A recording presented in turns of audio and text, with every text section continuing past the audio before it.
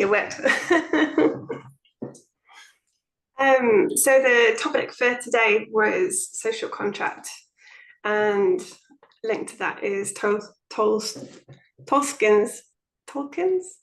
story.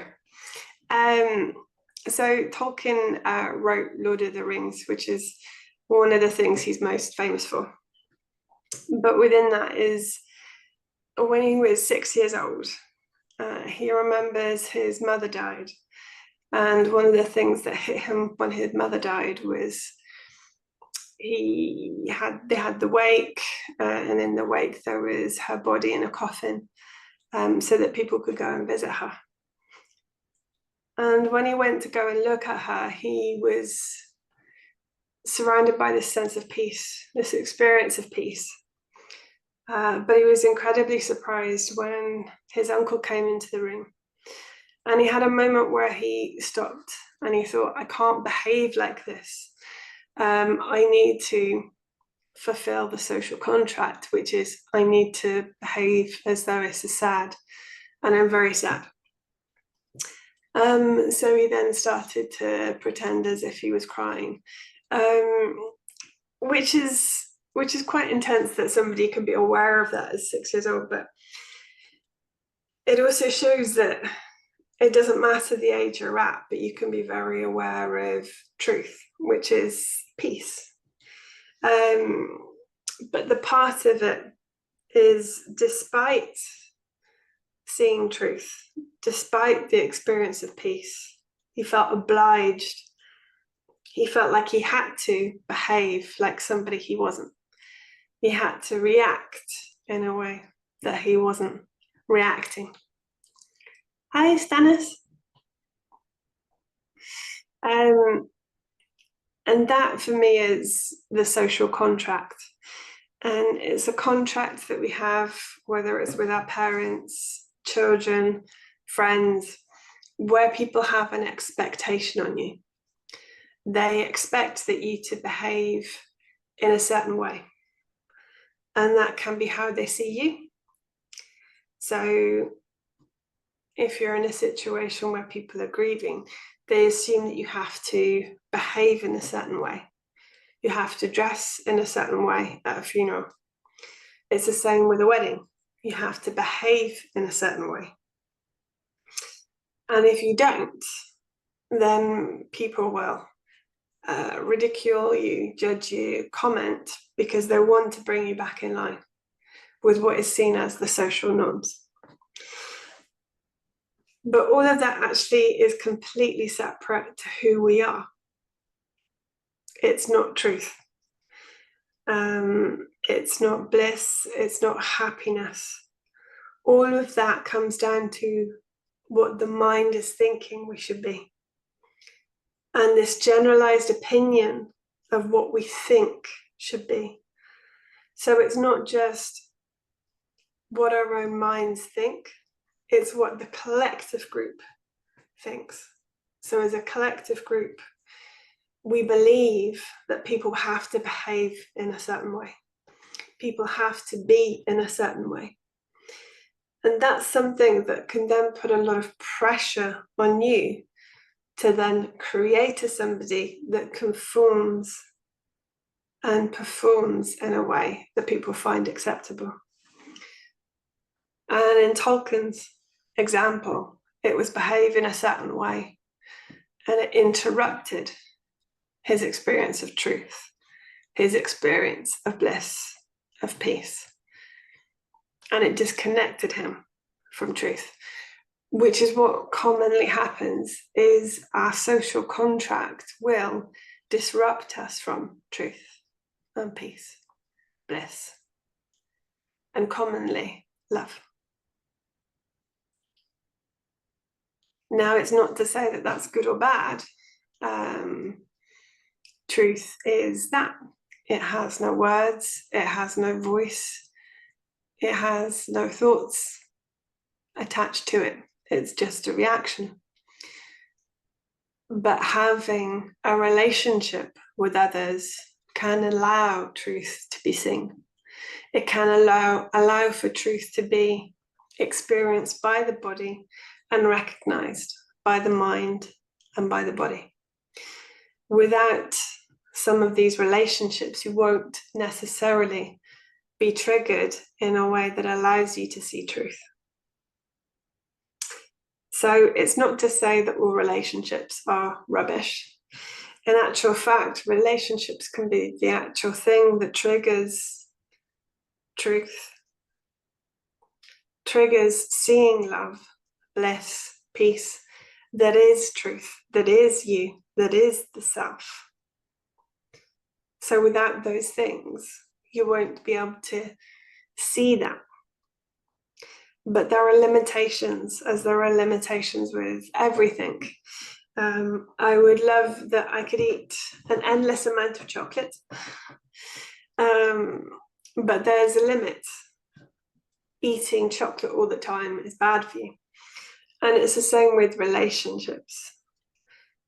With the more that you spend in relationships and the only focus of your life is the relationships, everything within how you think of it can be surrounded, engulfed, and embedded in how the connections happen with other people, and also enforcing connections.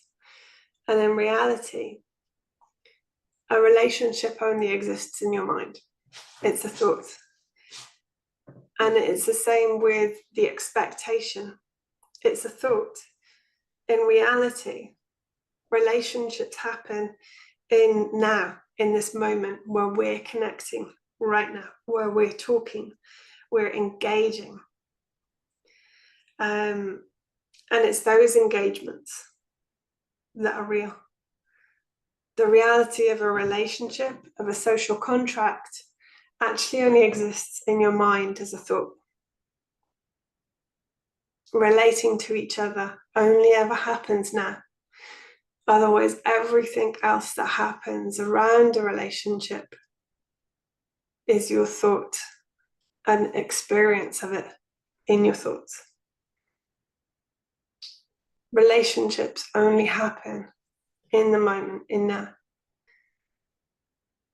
Which is kind of magical if you think about it.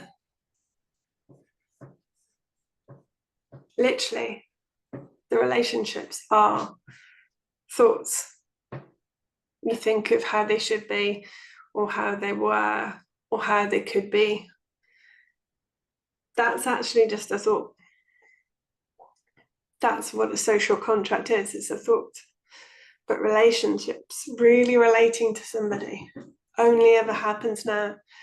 And that happens through actively listening to someone. It's quite a magical thing to actively listen to somebody else without trying to analyze what they're thinking, without any kind of judgment on what they're saying. Because then what you have is an authentic conversation. And trying really hard to listen to what somebody else says without having a reply in your head, without a judgment on what they should be. It's not necessarily that easy to do because it requires a focus on the other person. It requires a lack of interpreting what they're saying. It's quite hard not to interpret what somebody's saying. It's just to hear the words as they are. Because we as humans, we don't actually communicate that easily, that well. When I talk, I use lots of visual examples because that's what my head does.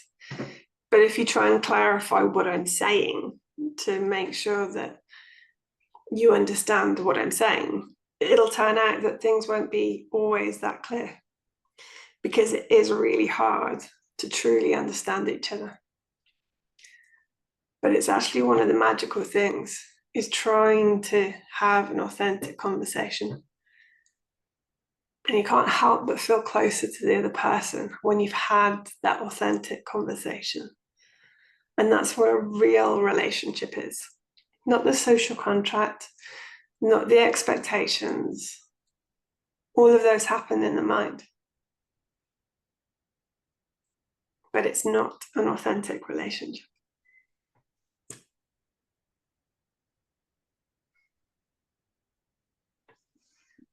you have any questions?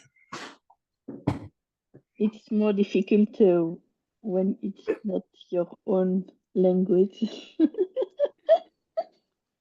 Definitely. But I see what you're saying, what you wanted to talk about. Pardon. Max used to ask me if I would ever talk in French. I said I'll never talk in French. My French is not, and it will never be good enough. So last week, it was the first time I talked in English, because I was obliged to. Yeah, so when you are obliged to, your first flight in French. Your English is very good. Thank you. Thank you. But I think I have a lot of emotion and of judgment. I judge myself, and it's a reason. I search my words, and I think if I hadn't all this emotion, I would speak better and more fluid, freely.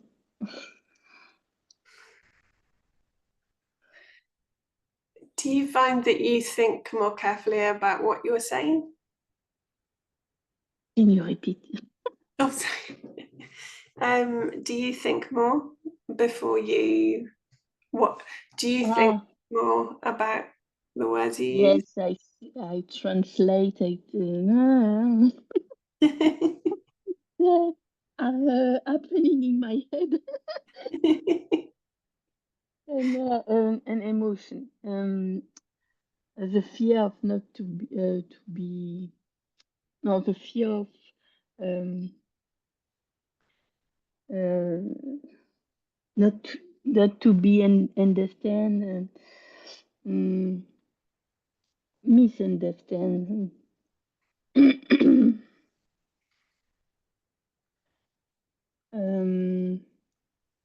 An emotion. I am stress maybe. It's do you wish that you didn't reply with emotion, that you didn't have emotions when you responded to others? Yes, like I do now. But I think I will be more calm. Um, um, the more I speak, the more I will be ser serene. Je sais pas comment dire. Calm. In peace, maybe. So you're hoping with the more you talk that you'll behave in a certain way, which you see as better than who you are? The more I talk, the more I can see there is no fear to have. So, Exactly. something like that. Mm. Half of the challenge is talking. So using the example of a foreign language, I can find it really difficult to talk in French because what I'm saying normally is the conversation's moved on. Yes. By the time I'm ready to say something, I'm ready. I've translated my sentence. Mm. Now you're talking about something else. Okay. Yes, and the way of forming sentences is not the same in English and French, and sometimes translate translating words not so good. um, it's it's that for you have to listen, and it's like music, and when you hear you you can hear that is not good when you say is not a good way to say that. I get that. It's there's a lot of cultural differences as well. So you might say one Mm. thing in English but not in French. I've had it a few times. Jokes don't translate because some jokes in English is quite playful, but in French is very rude. Um,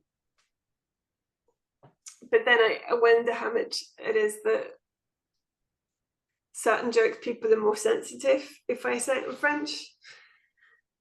Um, but it's the same as some jokes in French translating to English. Some of them just aren't funny. Mm. So sometimes Max will make a joke and laugh, and I'm just like, it's not funny. Doesn't translate. uh, it's a way of thinking, and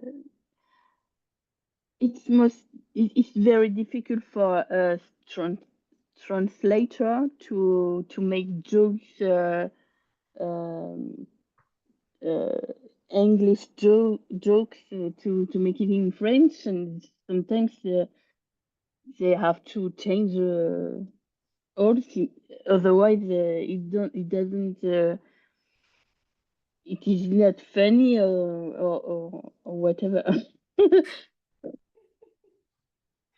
There's some things I find really cute, mignon, Mm.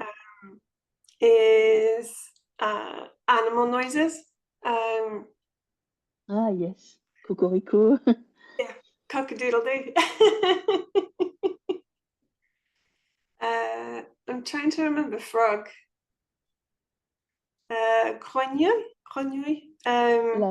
Oui, la grenouille, oui. The frog, Uh, quoi, in French. in English, it's ribbit, ribbit. Ah, oui.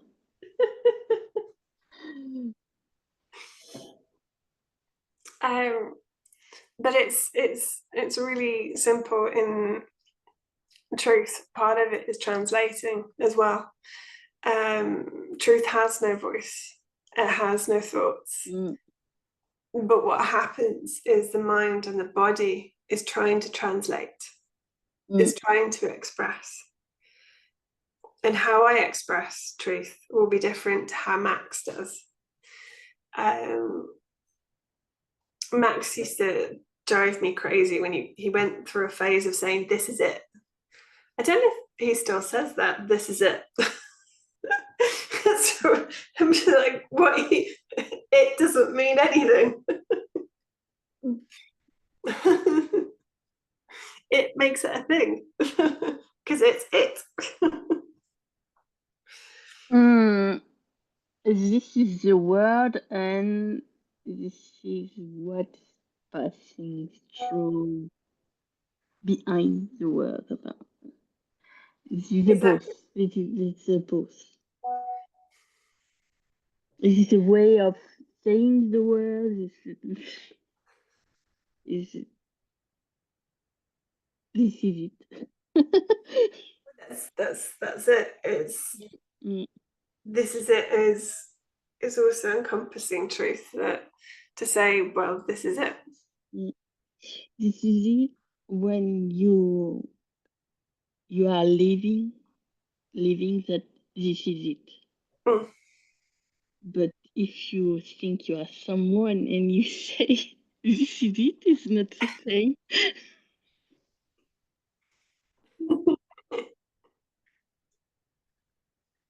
I say, where is this it? From where it's coming from who, from the way people talk is very different about it. Self, the way that it's expressed is different, and I think it's one of the beautiful things about teachers is when people start to talk, they find their own voice. Mm. And in finding their own voice, it's finding their own words. Because you can't talk about the self, truth, it, without finding words to describe it. And in finding those words to describe it, you're finding a word that you're comfortable with. And when we all hear these different words, some of them you're comfortable with, and some of them are just confusing. And it also depends where on your journey you're at. Yes, because I think Max, I I did see videos of him and 2 years ago, and I don't like I don't stop to it. If I don't, I watched 2 minutes and it was not for me. And at that moment, it was too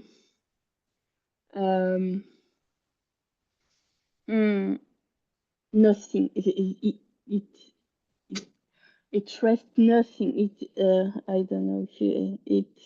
Il reste rien. Il y a rien. And it's so nothing. yes. And I can taste. It tastes not good. Well, it tastes bad for me. And but it was there was a friend of me who had a one-to-one with Max, and I see she was the she talked she never talked when we are in a group. She never talked, and now she's talking. Donc, I said, "Who is Max?" And then I see him. I follow him and do so. A few, no, several one-to-one with him, and in a moment when you want it's finished, it's the end. If you want the end, Max is the way. In a way. Definitely. We have some friends that call him an assassin. Because he has this way of picking. Yes.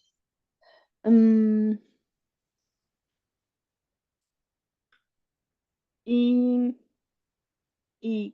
he put you in the center. He bring you back in the center.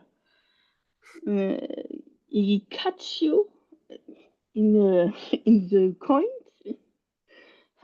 and he put you in the center, and Yes. you can't go away. Yeah. Yeah, he's very good at. It's something I can't do. It's like he sees through somebody. They're saying, "No, you're going over here. You need to come back here. What is No, that? no, no, don't go over there. Come back here." It's quite amazing to watch because he's always been like that. Um, I used to joke when I met him that he had a harem of women because he had so many different women that he was friends with. And he was like this when we first met. We'd walk on the Camino, and some of his friends would call them up, and he'd be talking to them till 2 o'clock in the morning because they had a problem. And he'd be exactly the same. No, come back here. No, come back here. Stop going away. Mm, mm. Because when you are not awake, uh, you like stories. Yes. Mm, Definitely. It's the way that stories build as well.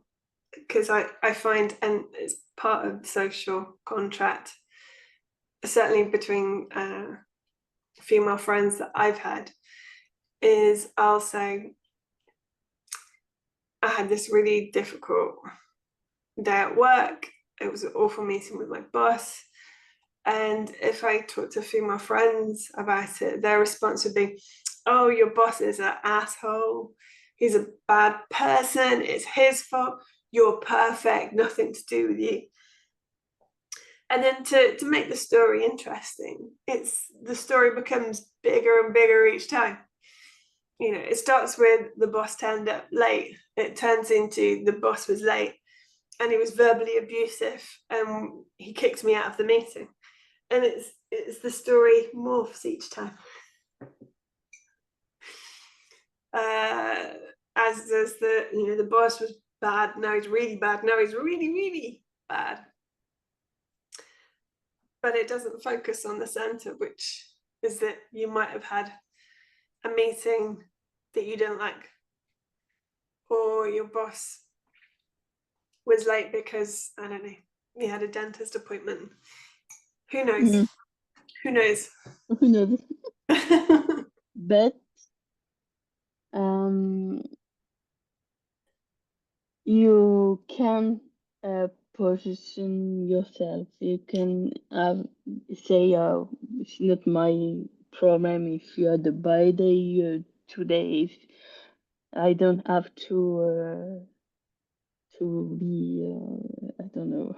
I don't have the word, but you understand what I want to say. I'm not your problem. And ouais. It's a part of my day today to say that. Um, uh, my husband is not in the good day, and he hmm, he arguments. He no. Mm, he, he, he, oh, crier, tu connais crier? Yeah. Creative? No. Non, hurler, crier. I can't remember the word in English. Talk very loudly about. Yeah. Bruyant. Can you repeat? Bruyant? Uh, Talk loudly because you are very mad. Um, Ah. Crier. Uh, Oh, I don't think we have that word in English. yes, yes. Loud? When you are angry and about somebody, you Shout? well, maybe. Oh, that's gonna irritate me. You talk Cry? very loudly to someone because you are not happy. You you are angry, and the so my husband was angry, and he was speaking loudly to me.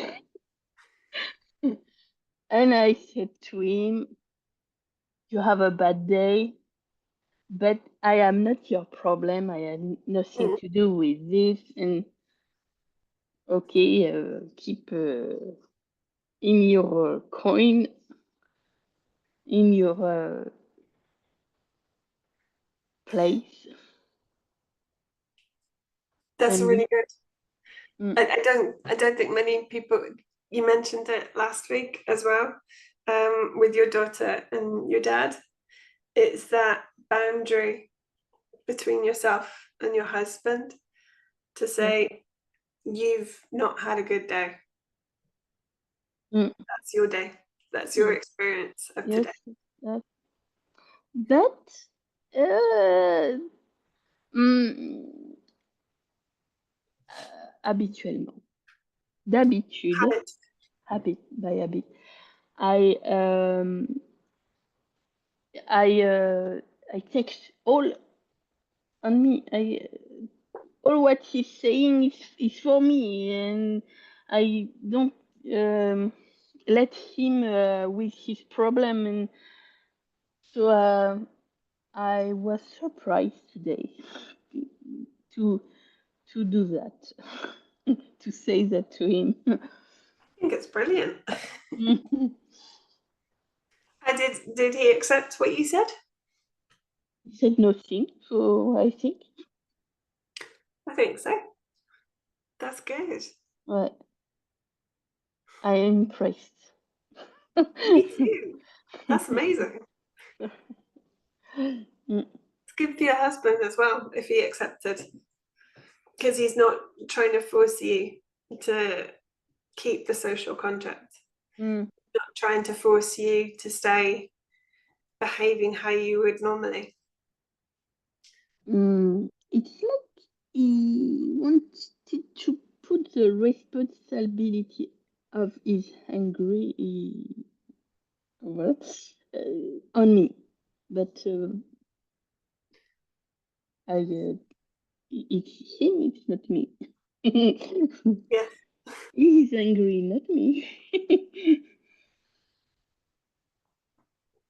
First time I can do a red cross on the calendar.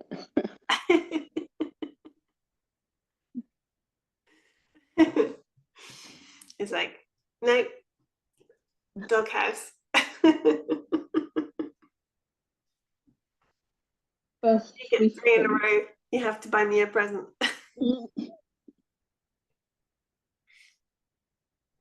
It's one of the things is it's very good in knowing what you will accept, what you're comfortable with, and what you're not.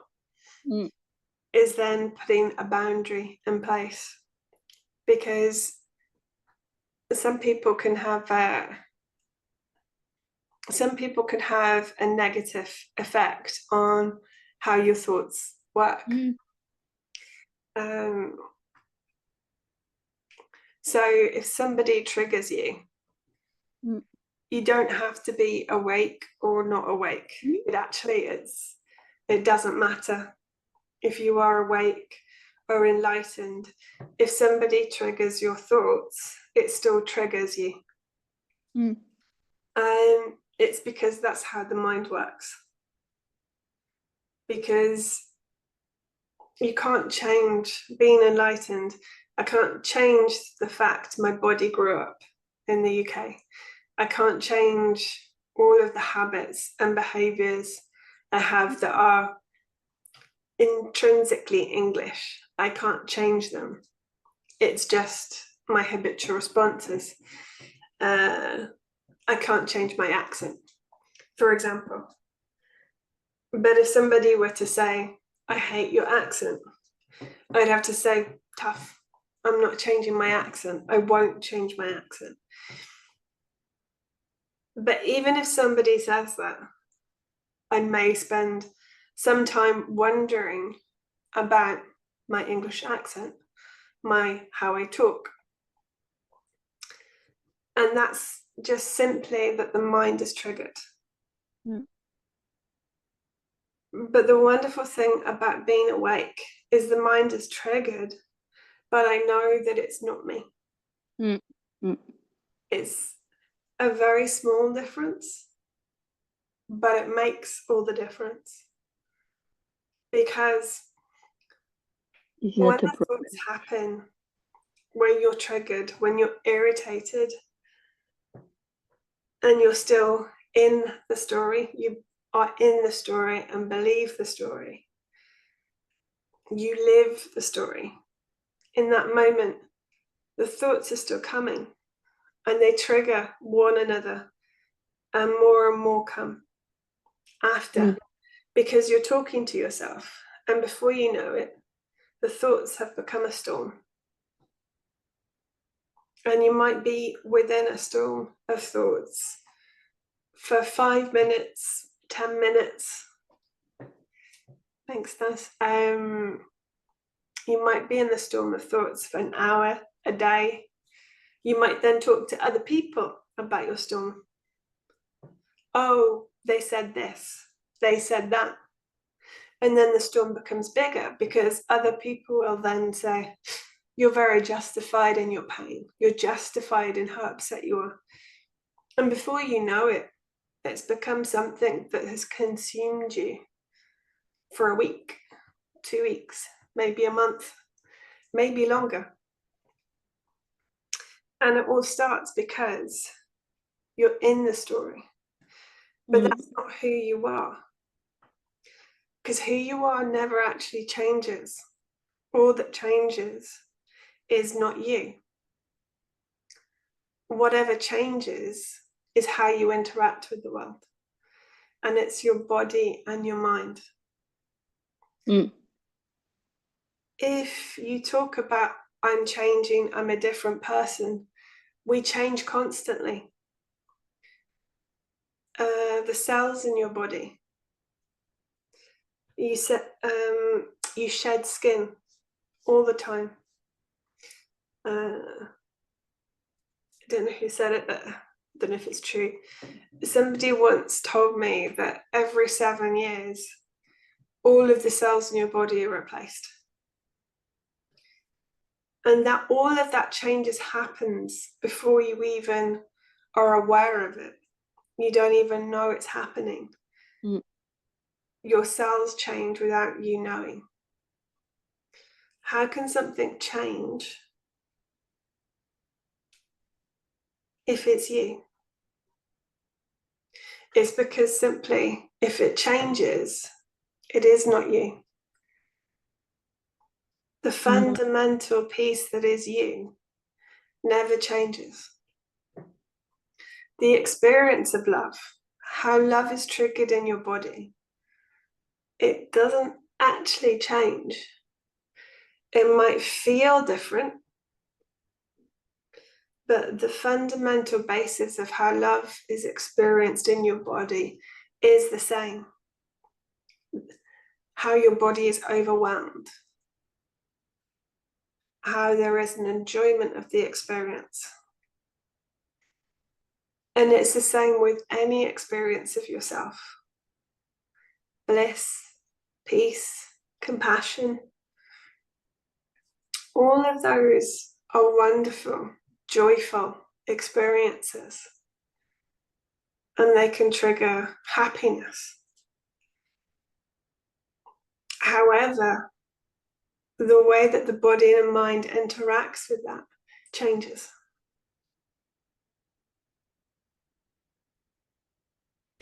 And if it changes, it's not you. It's simply how you've been taught, how you learn, how the mind learns to engage with the world around us, which is magical, but it's not you. And it's when those interactions happen, it can cause suffering. So, and then you talked about your husband's having a bad day, and you put the boundary up to say, which is fantastic, and congratulations. But there's discomfort with it. It's the first time I've done it, and should I have not done that? There can be discomfort. It can be uncomfortable with putting the boundary in place. We are creatures we are animals that only see the world through our own eyes. We physically can't see them through anybody else's eyes. It's physically not possible. Mm. So every time we think that somebody doesn't like something, you actually can't know for certain. Mm. And fundamentally, we have to look at it from our own perspective. To what brings you more joy? Listening to somebody complaining about their day when they're being aggressive is unpleasant. I don't enjoy it. I don't think you've enjoyed it. But to put a boundary in place is to take that moment to choose yourself and to choose looking for joy, which for me is outside of enlightenment and letting go of being thoughts in the body. Outside of that, beyond that, for me, one of the most magical things is to look for joy. I remember something I said to Max a few years ago is, if you had a choice between living every day as you do now, or just to pursue creating more experiences where you are sat with yourself, with truth, love, bliss, peace, wouldn't you choose just to experience the self, which is bliss, love, peace, happiness, joy? I know I would. The rest is noise. You can't change that noise is there, because we can't leave our body and our mind. We are one and the same. You can't not be part of your body and mind. If you do, that's when the body dies. And unfortunately, truth is still there. You are still there. Life is still there. But the memory and experience of your body and your mind is gone. But if in this life you could choose joy, choose yourself, it is one of the most magical things in the world to bring more light into your life, joy into your life. And the only way you can do that is pursuing things that bring silence, is to allow things that don't trigger you. And to do that, you have to pick yourself. It's not to say that you disregard all relationships, but it's actively choosing to live life in a way that you're not triggered negatively. I'll give an example. I've had a friend that was quite negative all the time, and I found our conversations would be very triggering for my mind. And I've made the decision to cut contact with them, because she's not in a place where she's going to pursue joy and happiness. The way she chooses to live her life is in a way that will create more noise. Mm. And that's not how I want to live. And it's not to say that you should cut contact with people. It's an extreme decision. But another way is creating boundaries, as you've done, Evelyn, is to tell people when something is not okay for you. I'm not comfortable. But the part is then when you have a boundary, is allowing yourself to be okay with that. Because I know that when you have a boundary set, I'm not comfortable with it, this is how it is, other people might react because you're then being different to how you were before. You're telling somebody, sorry, I'm changing our social contract. I will no longer behave like this for you. But you are responsible for your own experience of life. Nobody else will take care of that for you. Nobody else will guard it for you as you will yourself. The best other people will is consider it for you, but they won't know from your perspective exactly what you want, because we can't. I could have a guess, for example, how Max would want to spend an evening, but I won't know for him. I can't, it's impossible. And it's the same for him. He might guess how I want to spend a night, an evening, but he won't know for 100% certain because he's not me and I'm not him. So the only person that can guard your experience of life, the only person that can make the decision to choose joy, to choose living a life where you experience truth yourself more, is you.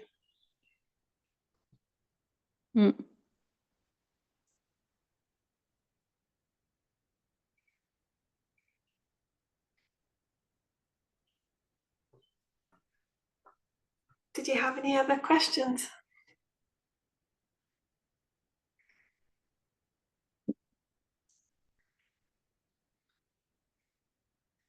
Stanis, have you got any other questions? I'm going to put you on the spot. I don't know if you're going to talk. It's a pleasure to listen to you. I don't understand. I don't understand everything, but this is it. Thank you very much. It's lovely to hear your voice. It's been too long.